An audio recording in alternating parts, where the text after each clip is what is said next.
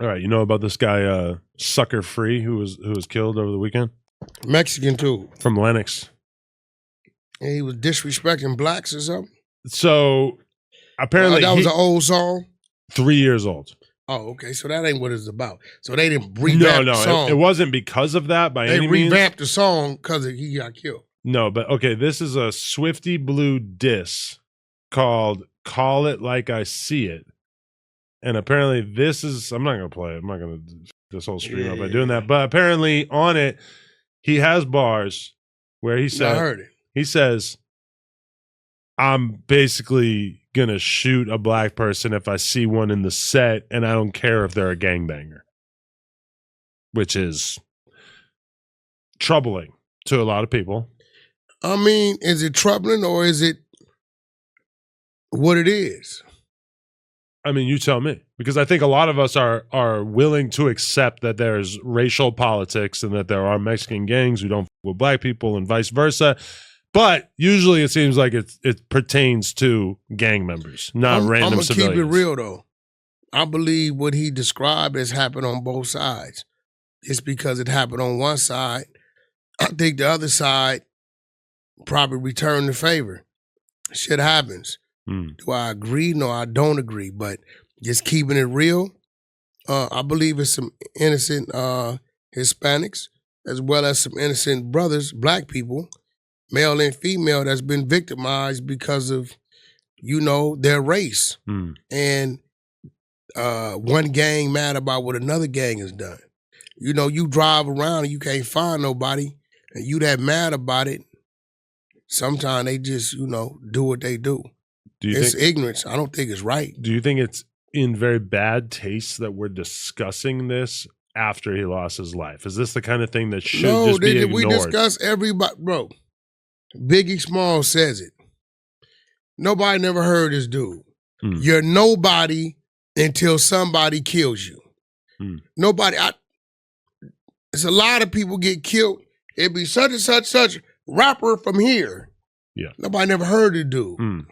But the people that, know him locally, right? So it is what it is. But what they're trying to do is tie what he said in the song 3-4 years ago as if that's the reason why he's been unalive today. Could be. No way. Ain't no telling, right? But what I heard that drives the narrative. It was inter-hood shit that he got into a situation with somebody from where he's from. Because I saw somebody from where he's from saying this was not an op situation, and definitely wasn't because of some song from 3 years ago. But I mean, okay, so the fallout from this on this podcast on Tuesday, after we did this long ass podcast, they did a music stream and they went to play the song in which he apparently said these racist comments, and Lush was so upset about the fact that this was going to be played, I think because he might be a little bit worried about getting packed out as a result, that he got so drunk that he ended up passed out in the lobby of the No Jumper office. Why? Lush not Mexican? Well, I think that Lush is from a Sereno hood, but no, I think he's not a Sereno, he's a tagger. He's been told not to talk about it, right? Is that the vibe you got? He's a tagger. He even said it was AI. Lush was proposing that the song might have been AI. Imagine somebody 3 years ago wanting to make a racist AI song of this guy. Yeah, Lush tripping.